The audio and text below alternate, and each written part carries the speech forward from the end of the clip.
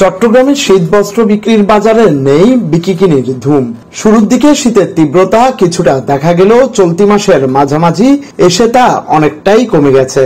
ফলে শীত বস্ত্র বেচে কেনার দোকানগুলোতে দেখা মিলছে না কাঙ্ক্ষিত ক্রেতার। এতে ব্যবসায়ীরা হতাশায় দিন পার করছেন। নগরীর নিউ মার্কেট রাস্তার পাশে হকার্স মার্কেট ঘুরে দেখা গেছে শীতের মাত্রা না বাড়ায় দোকানের শীতবস্ত্র ক্রেতা তুলনামূলক কম। তবে শীতবস্ত্র সরবরাহর কমতি নেই দোকানে। স্বল্প মূল্যে চাহিদা অনুযায়ী শীতবস্ত্র পাওয়া যায় এসব দোকানগুলোতে। তবে বছরের শুরুর মাস হওয়ায় বেচাকেনা তুলনামূলক কম বলছেন ব্যবসায়ীরা। কান টুপি ধরেন আপনার 100 টাকা আছে, 120 টাকা আছে, 50 টাকা আছে। তারপর আপনার উপর আপনার মাফলার আছে আপনার 150 টাকা, 200 টাকা, 250 টাকা এরকম। আপনার শীতের একদম আপনার প্রথম আপনার নভেম্বর মাসে তখন একটু আপনার বেচা কিনা বেশি আছিল এতটুকু আর কি। আর এখন যে শীত পরে এই শীতে বিক্রি কম এখন বর্তমানে, আরো শীত পড়তে হবে। আর রেট আমরা সীমিত 220 টাকা লাভের সদরে, 300 আছে, 200 আছে, 120 টাকা আছে, 150 টাকা আছে। মার্কেটের তুলনা তো অনেক কম। হুডি, জ্যাকেট, সোয়েটারের পাশাপাশি কম্বলও রয়েছে এসব দোকানে। কিছু কিছু দোকানে অনেকে কাপড় দেখছেন, অনেকে দর কষাকষি করছেন, আবার অনেক দোকানি অলস সময় পার করছেন।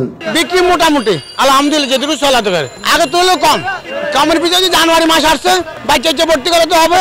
তবে সাশ্রয়ী মূল্যে পছন্দের বস্ত্রটি কিনতে মধ্যবিত্তদের আনাগোনা বেশি। অভিজাত শপিং মলগুলোর তুলনায় দাম কম হওয়ায় এখানে ক্রেতা সমাগমও বেশি। এখান থেকে মানটা ভালো, রেটটা কম। অন্য জায়গায় মার্কেট এখান থেকে তো ডিল করে আপনার শপিং মলে যারা নিয়ে যায় তারা তো একটা গেঞ্জির দাম হতো 700-800 টাকা ক্রয় করে। তো এখানে তো মোটামুটি অনেক বড় 200-300 টাকা দিয়ে তো ভালো গেঞ্জি পাওয়া যাচ্ছে। সুইটার এখানে সুইটারে আছে, সুইটার প্যান্ট বাচ্চাদের এগুলো আছে মোটামুটি। মানে এত জিনিস পুরাতন জিনিস অনুযায়ী দামও আছে, দরদাম করে নিতে হচ্ছে, এটাই আর কি। মধ্যবিত্তরা আসলে আমরা বলতে পারতেছি না, মানে মরতেও পারতেছি না, আবার সইতেও পারতেছি না। এই জন্য আমাদের এভাবে খুঁজে নেওয়া আর কি। দেখা যাচ্ছে যে আদার্স মার্কেটে ভালো মার্কেটে গেলে একই মাল, এখান থেকে প্রাইস বেনিফিট নিশ্চয়ই বেশি। ওনাদের দোকান কস্টিং খরচ কম, প্লাস ওনারা সেলে বেশি, এদের লাভও কম, সেই হিসেবে বেনিফিট হচ্ছে। আমরাও পাবলিকও বেনিফিট পাচ্ছি, সেই কারণে ভালো মন্দ সবাই এখানে আসে।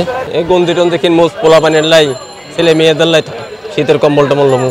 এর রেটটা আছে কোনো মতন দাম, যাত্রী যারা নিতে পারে আর কি। এই জামা কিনবো, এই কোট কিনছে, প্যান্ট কিনছে, এটা আর কি। গত মাসের তুলনায় হচ্ছে এই মাসের বিক্রি কম, কারণ মানুষ তো দেখা যাচ্ছে শীতের আগেই যা কালেকশন সেটা করে ফেলে। আর গণশীতের কারণে, বেশি শীতের কারণে দেখা যাচ্ছে বেচাকেনা কম। হকার্স মার্কেট ছাড়াও কম দামে বিদেশি সব ধরনের কম্বলের সমারোহ আন্দরকিল্লা জেনারেল হাসপাতালের মূল সড়কে।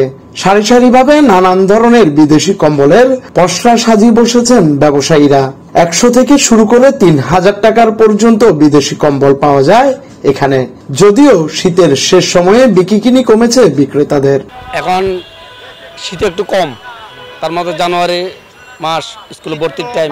না এটা হলো শতপ্রহর শীত, যেটা বেসিক্যালি শীত ওইটা নাই। এখন ডিসেম্বরের প্রথম থেকে যদি এরকম একটা শীত থাকে একটা না, তাহলে বেচা কেনা একটু ভালো হয়। এখন শীতের হিসাবে আমাদের হিসাবে শীতের লাস্ট টাইম। এখন আমাদের ব্যবসার একটা নিয়ম আছে, ওই নিয়মের ভিতরে শীতের এখন লাস্ট টাইম।